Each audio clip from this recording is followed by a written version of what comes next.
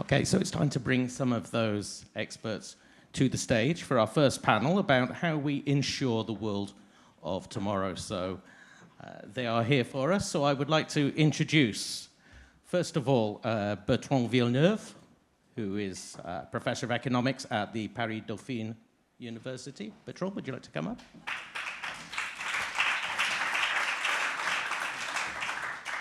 Mathieu Godart, who is the CEO of AXA France Property and Casualty. Mathieu. Thierry Langreney of Ateliers du Futur.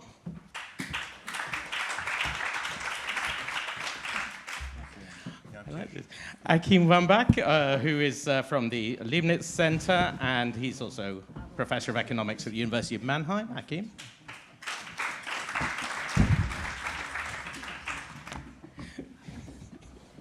And also Pamela Schuermans, who is from EIOPA.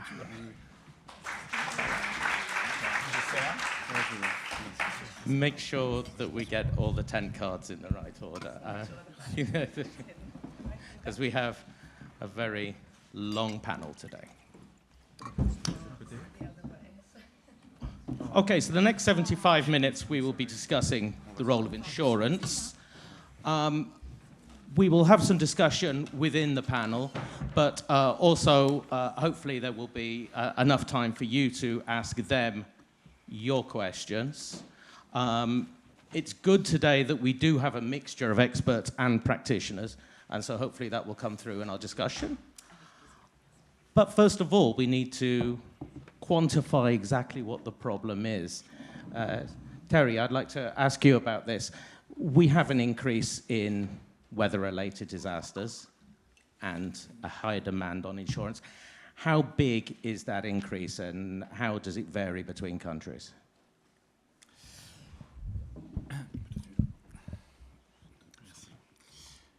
Good afternoon to you all. Thank you, Tim. We all know that claims charge increase is obviously the result of multiple inflation causes as well as volume effects. All this together leads to times 4 or time 5 of natural catastrophe claims over a 30-year period, roughly. On top of this, in real terms, on top of this comes obviously the monetary inflation. So to give absolute figures, in the 90s, early 90s, we were at about 30 to 50 billion euros of economic losses per year on a 10-year average. And at the end of the 2020s, we are more in the range of 200 billion euros or dollars per year, which means a significant increase, obviously, times 4. I'm talking in real terms. The difference between countries is obviously huge. For a number of reasons. Obviously, the trajectories of major storms, major claims, but also the capacity and the financial capacity of countries to invest in prevention. To give you an example, in France, thanks to the Fonds Barnier, which is now very famous, we managed to invest in collective infrastructures which allowed to drastically reduce some categories of claims, and especially when rivers are overflown, and this leads to a 30% decrease in this category of claims in France. In the UK, there's a famous deal between the ABI, the Association of British Insurers, with the English government that led to significant increased investment as well in the same in the flood domain as well, which allowed the Association of Business Insurers to commit to remain present in each and every part of the country, except the most exposed areas. So the difference between countries also lies in the level of investments. Okay, and that brings up some of the issues that we're going to be discussing later on. But first of all, Pamela, I'd like to ask you, we live in an underinsured and uninsured world. How big is that gap, that insurance gap at the moment? Yes, thank you, Tim, and good afternoon, everyone. Indeed, at EIOPA, we've been trying to measure this gap because it's, as we saw as in the introduction, it's very important to talk about figures. And we know that not just the exposure of the insurers has doubled over the last 30 years. We saw that in the Sigma reports, but we also see that due to climate, we have actually actually extreme events have tripled. So we have a conundrum of extreme effects of weather due to climate change. We see that the claims for insurers are also increasing.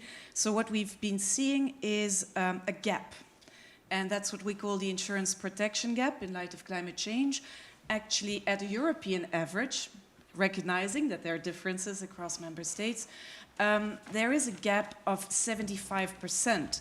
So only a quarter of losses, economic losses, that occur due to extreme weather events. We talk of drought, we talk of flood in particular. We've seen the recent floods in the past years.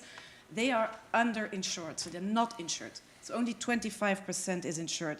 And at the same time, and this can go up to 95% according to some member states. And of course, if you take into account schemes of which we will talk, these can help reducing them. At the same time, what we also see, and we have to think of this, we've seen that recently the European Solidarity Fund is actually increasing its budget to deal with disasters. And there have been very, very large payouts. So I think just to set the scene here, we see that insurance is maybe not playing the role it should be. We see insurers are relatively profitable, but still there's very low penetration. We can go through the causes, the demand, the offer, who is actually faulty here. Faulty, let's not point fingers. But at the same time, we also see that the pressure on the member states is actually increasing. And that's where we see a double whammy, where actually there's maybe a market failure and there is a huge gap. And indeed, we will talk of all the measures that we can take, but there is a 75 insurance protection gap. Yeah, I mean, that is a huge number. And before we talk about how we deal with any of that, Mathieu, we have a market failure. Insurance isn't working as it should be. Are these problems that you have to deal with day to day at the minute? Yeah. Yeah. We're not pointing fingers yet, but seeing as you're here. Now, I think from an operational point of view, first of all, thank you for the invitation. I'm going to try to give you our perspective and our convictions at AXA France in the way we deal with this challenge. First of all, I think we just raised it. The cost of CatNat claims is rising significantly, and there is no magic money. Somehow we need to find ways to finance the cost of claims, and this is something that we are currently preparing, following one of the decisions that have been taken following the report that my neighbor on my left published recently. Basically, the contribution within a damage guarantee will increase from 12% to 20% starting next year, and it has an impact on the premium. And I think one of the answers that on the questions that you just raised is also the acceptance of customers of the needed solidarity that we need to implement if we want to be as a whole population in a position to find solutions to finance this gap. This is something very important. Again, there is no magic money. So we need to work on the acceptance of us, of the population, of those increases that we need to pass in a way to finance those premiums. That's the first challenge. The second challenge, and it's very basic, but event after event, we need to find ways to be even better in the way we are close to our customers during those events. You mentioned the floods. We have also hailstorms that are more and more significant. And the population, politicians are very demanding on the answer, on the way insurance companies are reactive, proposing very concrete solutions to build back what has been damaged by those events. And this is really something we are working on at AXA to find ways to be even closer. But this is really a real challenge. One of the reasons being the shortage that you have to face following a significant event. I remember, to give you a concrete example, I remember the significant hailstorms that we had in Vichy some years ago, 2-3 years ago. I went there to visit some of our clients, our tied agents that were trying to find solutions to fix the cars, to fix the roofs of our customers. And everyone turns to the insurance companies, but we turn back to the roofers, we turn back to the loss adjusters, and there is a shortage in the workforce. So this is something we need to work as a society to be in a position to be even more reactive. So this is the second challenge that we are facing, the operational answer that we are able to provide to our customers. And the third challenge that I would like to raise is prevention. My conviction, I believe, AXA's conviction, is that prevention is really the key if we want to reduce this gap, if we want to avoid those claims that we are facing following those events. But prevention has a cost. It needs to be financed. But moreover, prevention, we need to be in a position to engage our customers. Should it be individuals or corporates, they need to take actions to engage into prevention. Prevention is easy to talk about prevention, but who in this room has taken prevention actions to protect his country house? For those of you who are CEOs of small or medium companies, did you take are you aware of the climate risks that your company is facing with regard to fire, with regard to hail, with regard to floods? And you know, this is something we talk a lot, but who is really taking actions? And I think this is a responsibility that we, as an insurance company, need to be very active on. And of course, there is the financing aspect that Thierry mentioned previously, but this is the third aspect, which is a key challenge and a key priority for AXA, acting on very concrete things on prevention. Thanks. And we're going to get to some of those trade-offs that we're going to have to face and how we make them. And I'll come to you in a minute, Bertrand, Achim. But first of all, Thierry, you've just written a report on precisely this problem. If we are going to solve it, what does success look like? Because we can't suddenly plug a 75% gap. What are we aiming for here? Talking about key success factors, in my view, we end up with 4 critical levers or drivers. First, as you rightly mentioned, one of the key constraints to tackle or the key problems to tackle are the affordability of premiums for the most exposed risks. Why do you refuse to underwrite insurance? Because of cost first. And this is true even in France, where the natural catastrophe regime is universal. As far as farmers and crop insurance is concerned, when the premium is too high, you give up. And this is probably one of the reasons for the high protection gap in Europe. So price control is a key success factor. The second, the consequence of controlling price is that there has to be solidarity, cross-subsidization, which means that even the least exposed clients have to insure themselves.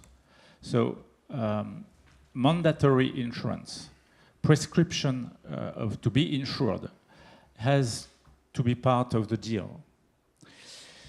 The third aspect, that if you are obliged to be insured, then you have to oblige insurers to be present. Because if you are obliged to be insured and there's no one in front of you, there's a problem.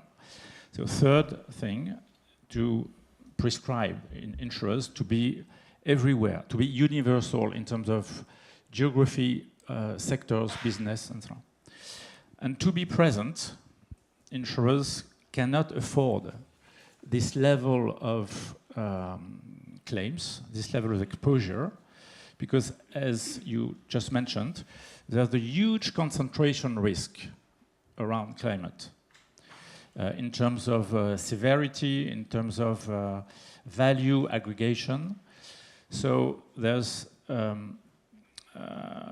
capital issue. The required capital is too high, and in some cases, there's no reinsurance capacity to hand over the burden to the market, which means that, again, someone, and in France it's the state, has to jump into the game as a reinsurer. So these are the four critical conditions, in my view, to raise, knowing that the issue that we had recently was about two of these key levers which were, let's say, ill because of insufficient continuous monitoring and adjustments. Thank you. Now, Bertrand, there are some very difficult issues here, but from your point of view, from the point of view of the people who might want insurance, ordinary people, householders, farmers, what is their demand for insurance at the moment? Is there a large unsatisfied demand for insurance? What is their perception? We talk all the time about the huge risks that are turning up. Does their perception of increased risk match that? Yeah. As a professor in economics, very often I draw a demand curve. And as far as insurance is concerned, I think it's practically impossible to do so. What is insurance demand? It's very, very different from any other demand in any other sector, and I will tell you why I think so. I will speak a bit about farmers and crop insurance, just because I have just written and published a paper on that. So I'm here to sell my book. It's for free, so don't worry, except for the few hours that it would require to read everything. What's the name of the book so everyone can Google it? No, sorry, it's you can Google my name and search for a working paper at the Banque de France, for example. Well, it's about crop insurance. Well, that's a very, very interesting topic. Farmers are insured, as far as crop are concerned, at a level of only 15% of farmers. In terms of surface, it's 25%. So you immediately understand that bigger farms are far more insured than the small ones. What are the reasons for this protection gap? Do you think that farmers have a short memory? Are there typical guys with a short memory? Short memory in insurance is a topic. You think of Fukushima, think of La Faute-sur-Mer, you remember the tsunami in Japan. I'm not talking about the nuclear accident, I'm talking about the tsunami. You remember maybe La Faute-sur-Mer, Xynthia, the tempest? Well, when we look at history, just a few decades before, there had been tsunamis in Fukushima, there had been tempests and marine submersions in La Faute-sur-Mer. Memory is short in many, many sectors. That is a very interesting topic. But are farmers these guys with the short memory? I wouldn't say so. But still, they don't demand insurance. Not because they forget, but presumably for other reasons. Sometimes we tell, well, people don't demand insurance because they are short-sighted. Well, they don't have the time to really think about climate change. They don't have the time to get really informed. They don't believe it really. They have no substantial experience. Well, short-sighted. Do you really think that farmers are short-sighted? They are thinking about the future all the time. They are watching the weather forecast every minute. These are the guys, the guys, who are probably thinking the most about their business all the time. And still, this protection gap. So why that? Costs, well, I heard that insurance costs may be too high. Well, you don't want to be insured if it's too pricey. That's understandable.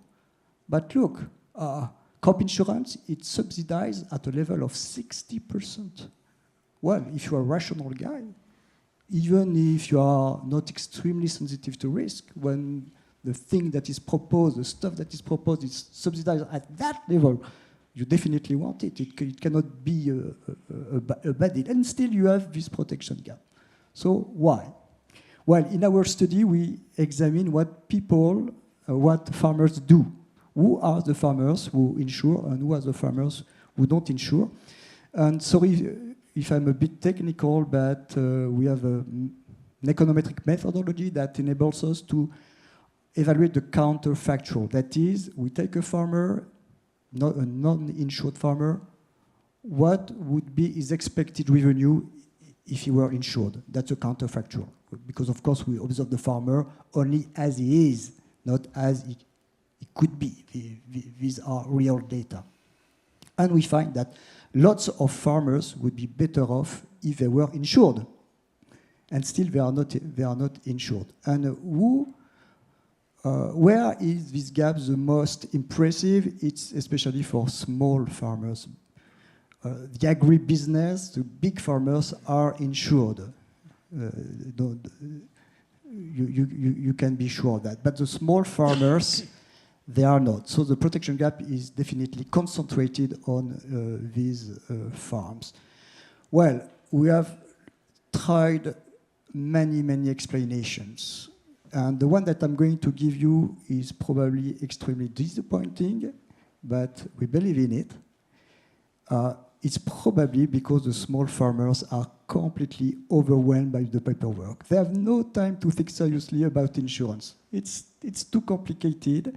They are super rational, but time is limited. It's another paperwork to make, and they are completely flooded with that kind of stuff, and they cannot do it. That's really disappointing.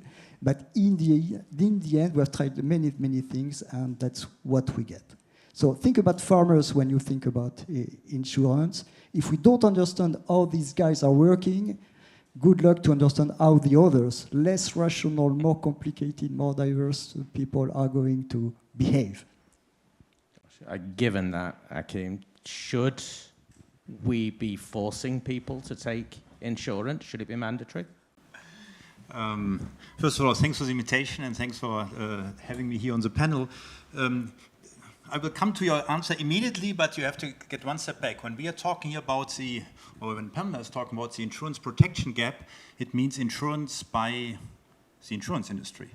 So people are insured to some degree, to a large degree by the state. And you can't think about insurance without getting the state into it. And I liked your arguments because what you are asking, if there's a big flood, we had a big flood in the Ahrtal in Germany, and then we had a shortage of workers. Who should deal with this shortage of workers? You can't deal it without the state. You can't have the companies decide you go here first and you go there first if the state is not involved. It will be a hard job for you to do it. Yeah? So we have to think about the state and the role of the state. Yeah? And the other, I think it's the biggest issue is protection. Actually, what happened in the Ahrtal in Germany was that they are rebuilding at the same place, which is completely ridiculous. Yeah? So it's a serious flood-damaged area because it's in a very narrow, what is a valley? Yeah, you know, I wouldn't like to live down. You know, I would, but they're still building there. They're rebuilding at the same place. Yeah, and actually, one good reason why to explain it is because they don't have fair insurance premium. They know the state will help them. Yeah, so they know in case of flooding, if they survive, actually, that's a very sad story there, because it was a, very bad information at that time. But it's, we're talking about property damage here. Yeah. So we have studies on, how good is state insurance. And about half of the, let me just read, half of the households affected by floods between 2002 and 2019 did not receive state support. So it's about state insurance is also, there's also an insurance protection gap by state insurance, yeah. And it's, so it's also, it's not market failure, it's also government failure, which we have. But now the question is what to do about it, yeah. And the German insurance, actually after every flood in Germany, there's a debate about obligatory insurance, yeah. And the German insurance industry, they hate it. They don't want to have state insurance. And one big reason is that there are two reasons. One reason is that, as if you get it, you get regulation much harder. Yeah, and I know, we have people from the regulation front here. Yeah, but still, you don't want to be too much regulated. Yeah, and because you get cross-subsidization, you get premium control, then you have state insurance in a way. Yeah, so it's it's very hard to have obligatory insurance without control by the states. That's a premium not exploding. But the second, I think that's that's okay. We don't have to take as an academic too much care of the industry. It's your problem, not ours. Yeah, but if you have to deal with the state. But the second problem is really who does the protection, and so we have a big problem that the municipalities, they don't do enough. And there's several reasons for it. But one, for example, if they expect the government to step in, they don't do protection. If they expect people to be insured, they do less protection. So you have to have an answer for that problem. And I think the strongest answer is to have relevant risk insurance premium, because that means in that area it's so expensive that you better don't build there. Yeah, you have it into the prices. Then maybe final remark, and we discuss it further. I know we have different opinion on this on the table. We are talking about this uninsured risk, is very expensive risk. Yeah, it's about 3% of the market. And we need to find a solution for this 3%. For example, in Germany again, but sorry for the German examples, but I guess we have the same here in France. In Passau, you won't buy flood insurance, it happens too often, yeah? So you don't have a chance, it's uninsurable, this risk, yeah? And people live there, and so there's a role for the government to step in. But what doesn't make sense is to build new places in flood-exposed areas, yeah? So it shouldn't be the case, yeah? So I think we need a good solution for these 3%, which we know where they are, and they shift to some degree, so these highly exposed regions shift, but we have the calculation, so it's not what we would call, it's not an adverse selection issue where we have informational problems, it's a selection issue, we have high exposed areas, we have to deal with problems. But we need to get the money into it, we need to get the price signal, you better don't build here, or here it's so expensive, it's really worthwhile to do protection efforts, to do flood protection and so on. And so we have, for these areas, we have to get the municipality into it. So we have to find a solution, which is private and public solution. It won't work otherwise. That sounds like very tough. Yeah, that sounds like very tough to do. Mathieu, what's your opinion on this? And Pamela, you were reacting as well. So I wanted to jump into the discussion on specifically on small municipalities, small towns. Mm-hmm. With AXA Prévention, we conducted recently a study to hear from the mayors of those little villages, and I think it can echo somehow what you mentioned about the farmers. Those mayors of small cities below 10,000 inhabitants, most of them, they recognize their cities is exposed to one or several natural risks. Yet, they are not sure on how to tackle, on how to start with this issue. So we created, again with the strong idea that prevention is the key, we created a website, a platform called Ma Commune en Action, which is really to help out those mayors to first get a training on those risks, then to have them sharing their local experiences on how they tackle this issue, and 3, to help them out on building their plan communal de sauvegarde. I don't know, sorry for the French words, but I'm not sure how to translate that, which is an obligation that they have to do. And this is probably a small help, but we want to give this help to those mayors who have lots in their minds, but we want to help them to start on this initiative with Ma Commune en Action. So, yeah. Thank you.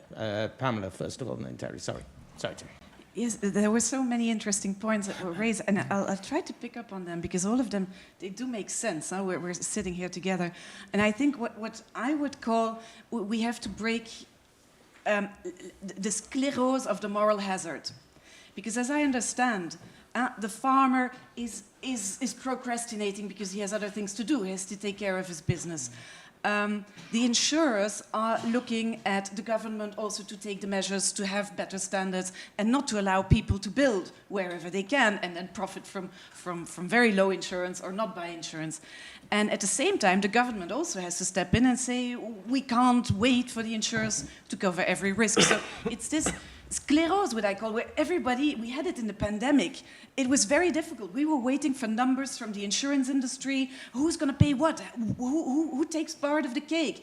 And everybody was holding their breath until one would make an offer and say, I'm going to step in, I'm going to do this. So this is something which bothers me as much as it bothered me in the pandemic. This is what's bothering me. And I think, Mathieu, what you just mentioned, these initiatives, there are two key elements.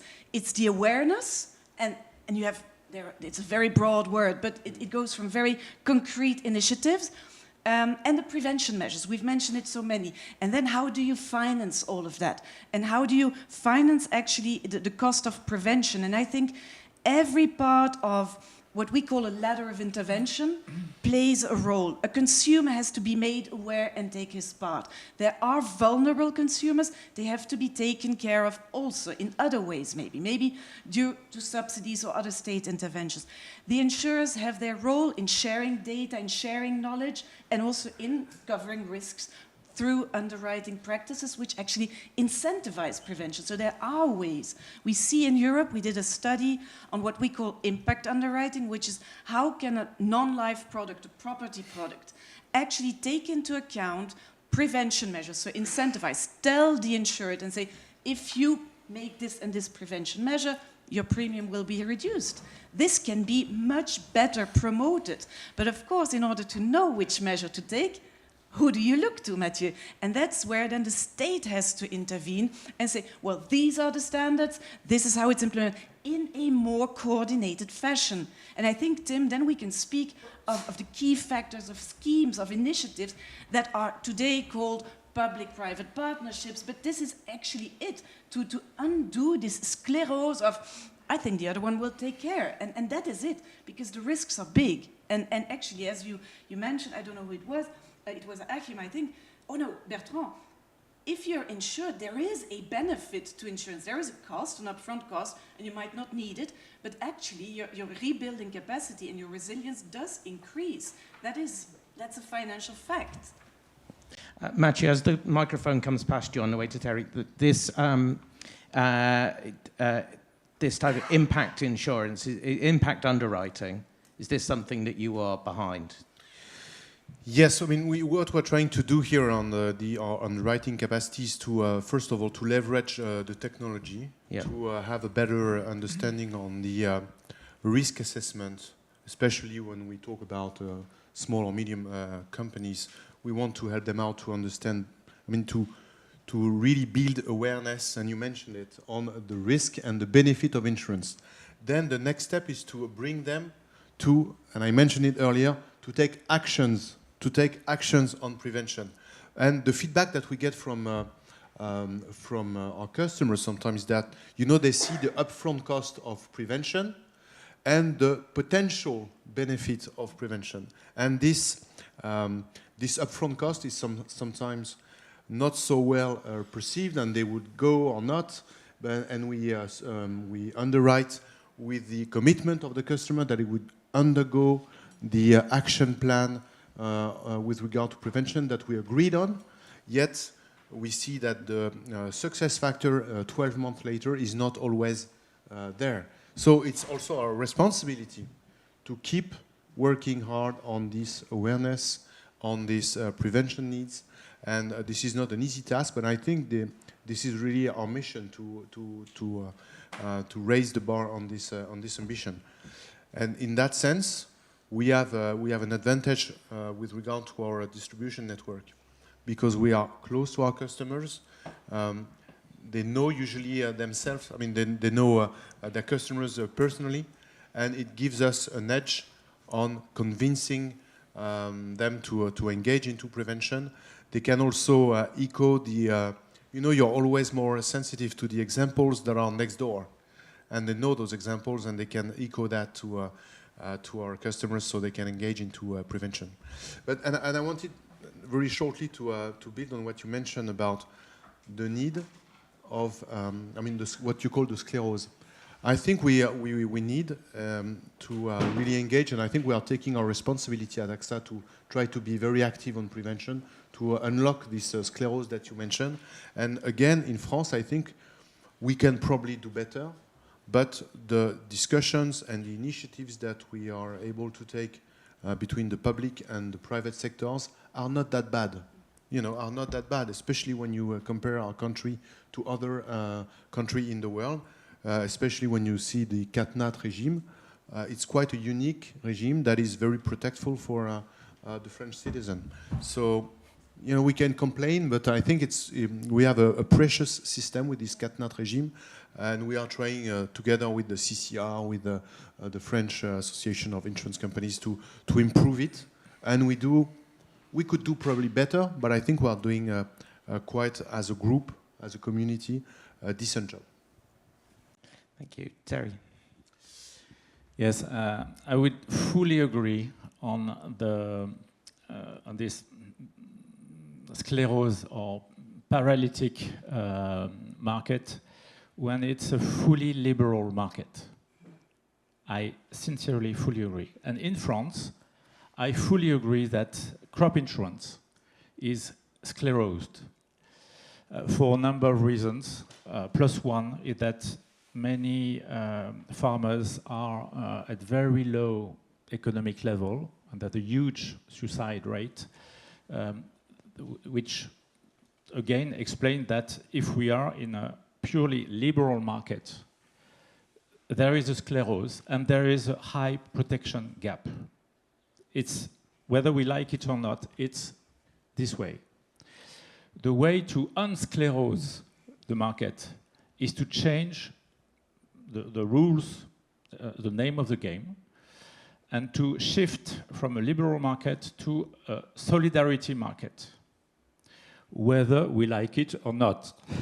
I think in France, insurers hated price control. They hated constraint to be everywhere. They hated to have to insure the 3% worst or most exposed people. And they did it. And now, the thing is, they are quite relaxed, and they are more than happy with this system, because, as you rightly said, if in case of protection gap, the insurer of last resort is the banker and then the state. The banker give me a loan when I'm a farmer, and I will do my best next year. And give me a subsidy state in order to help me rebound. So really, I think we have to make one step back and understand and accept, again, whether we like it or not, that liberal market creates protection gap because of price discrimination and because of underwriting discrimination. This is the result of market pressure, of competitive pressure. And that's it. It's not good or bad. It's the result of a game. When the public policy changes the rules, then behaviors changes. Behaviors always changes when the system changes. So putting price control, obligation to underwrite whatever risk, solidarity, obligation to be insured, even for the farmers, then it changes the game because it transfers the burden from one person or one insurer to a community, to a big basket. And then the question is, how long can we go with this mutualized fund, so to say? We can go to the extent of acceptability by other people to pay for the 3% most exposed. And then we have to protect the community. How to protect the community? First, by prevention. And this is why it's so important to invest even more in collective and individual prevention. And second, we have to free the community from the worst risks that could be avoided. So to forbid to build new buildings in the most exposed areas, and even to help people to relocate when they are, unfortunately, in the most exposed areas where inevitably they will take another hit one day or not. But again, protection gap or not, this is the first key question. Okay, thank you. Achim, you were asking to speak, and Bertrand, I'll come to you on this one as well, because we're raising some difficult questions here, not just about practicality of cross-subsidization, however you want to phrase it, but also the fairness of it. Yeah. Let me make this point that we don't have a liberal market. So it's not a liberal market when you expect that the government pays for it. Yeah. So you don't have a liberal car market if you were to expect that the government is buying you the car anyway. Yeah. So you wouldn't buy one. And we have that problem in this market that households, they expect the government helps them to some degree. The municipalities expect that as well. We did a survey with households, and quite a large amount said exactly that argument. Yeah, we don't buy it because the government will step in. So it's not a liberal market. You know, the problem is, you know, actually there are even problems to the liberal market. And Bertrand was saying, you know, it's the small farmers not buying. We asked the households, and 70% of the households thought actually they have insurance, but it was only 50%. So there are some things going wrong, you know, from behavioral point of view, but otherwise I would say it's a lot to do with, you know, is it expensive enough and does the government step in? So it's demand behavior in a market which is not liberal. And then the question is, what is the response? Yeah, can we make it more liberal, the market? That would be the liberal response, and we let the prices working strong, and we try to get the government out of the market. Actually, that's what Bavaria tried to do. So Bavaria said, we are not paying for things which you could insure. So they made it public and made a big fuss about it, and then the flood came and they paid. Yeah, so it's very hard to build up that commitment that you are not paying. Yeah, and you have to be aware. I guess it's again German, but one of our chancellor, he won the re-election because he was seen to be very protective after flood, Gerhard Schröder. And the previous candidate for chancellor, he lost the election because he was seen during a flood being smiling in the background, laughing at a joke. Yeah, and there were for 2 weeks that went run to the newspaper. So floods can make it, you know, up or down in the election. So it's so politicized. So I'm actually, so far I'm joining you. We will never see a liberal market. I would much more. So my ideal world would be, I know, you know, talking. Solves the 3% real problems. You know, it's much too expensive, it's high exposure, we need much more protection together with the government. Yeah, get a solution. And the others tell the others, you know, you are not the 3%, you can afford it. When we had the big flooding in the Ahrtal, all the households, they could have afforded it. Yeah, that was not a high-risk area. That was an area which is 1 in a 100 years event, and maybe, you know, that will increase, I'm sure not. Yeah, but they could all have afforded it. Yeah, so solve the 3% with the government, because you need the government. Yeah, you can't do it in that area. You can't do it without it. Yeah, but try to get the rest of the market as liberal as possible. So that would be one frame to think about it. Yeah. Achim, never stand for election. Achim, you're not going to get voted in. Not in Germany anyway. Bertrand, where do you stand on this? Oh. Well, maybe back to my fields. Some people are insured, and in fact, they are disappointed by their insurance. I think we can all agree on that. And there are different reasons for that. It could be that, well, you suffer a loss and you are not fully compensated. There are lots of reasons for that. But back to my farmers. How do we calculate compensations? Well, typically, we have to measure the actual crop and compare that with the potential crop that never happened. And this potential crop is very often calculated on the last 4 or 5 years. Sometimes we use an Olympic mean, the Olympic average, that is we drop the worst and the best numbers. Sometimes we compare with other farmers locally, well, stuff like this. And in the end, it can be disappointing for farmers. The compensation is not very big compared to the loss. A few, it could be 30, 50% only, which is, of course, a big loss, especially if you are under financial strain. Well, it's even worse for organic farmers. If you are an organic farmer, probably your practice is not very standard, because organic farming is not standard. Every farmer has its own way. Okay? So typically when the loss adjuster, we talked about loss adjusters before, go to the farm to evaluate the potential crop, they look at the watering. Well, this farm is completely underwatered.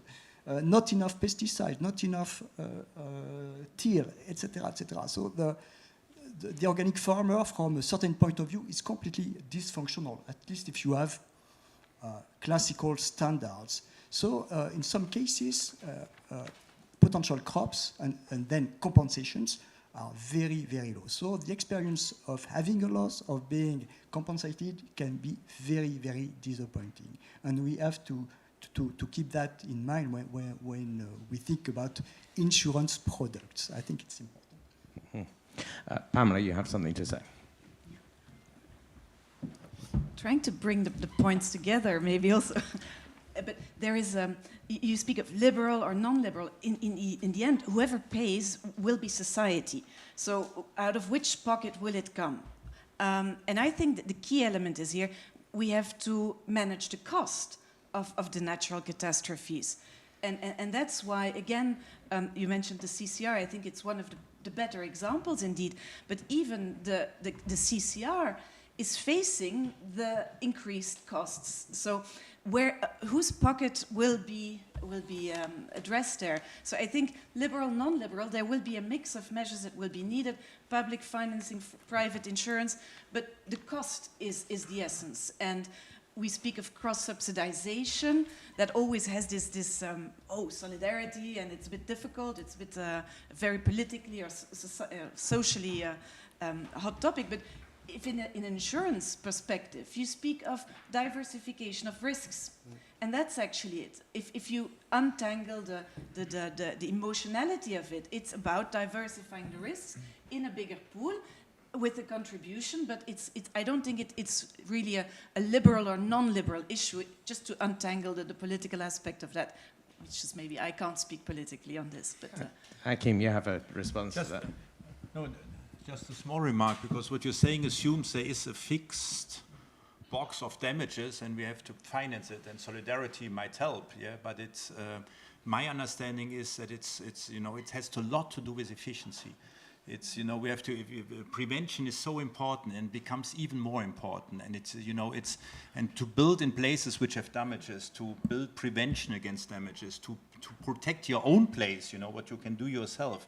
And we need to, the main task of the system is not, who pays right or left, that's also an important task, but the incentives which go along with who is paying right or left, and do they have the right incentives to protect? Yeah? Otherwise you have to, you will in any case see a lot of regulation, but in the end, if those who feel it, what they, are responsible for, yeah, so then you will get a more efficient outcome. So it's not just a fixed box. The box has a variable size, and we have to work about to have the efficient size. If I may react as well.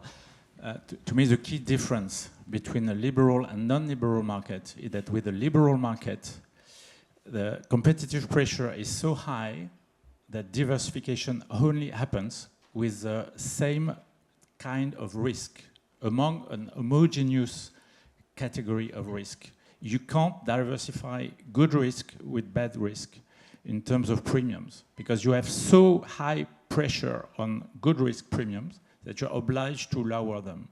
So solidarity means that you are diversifying premiums and claims across heterogeneous class of risk, why a liberal market due to competitive pressure and no price control obliged you to simply adapt your premium to the lowest possible level within the same class of risk. Just for the wording, that's what we call fair insurance premium. Yeah, what you are saying. So a liberal market has a fair insurance premium. All the other insurance premium are at least not fair. I'm not sure whether you might call them unfair, yeah, but they are not fair. Yeah. So you want to have free distribution between those risk classes, and but then I would argue it goes with loss of efficiency, and you have to be aware that you have this loss of efficiency, because then you build in areas which you shouldn't be building, yeah, because they are too expensive to insure. Thanks.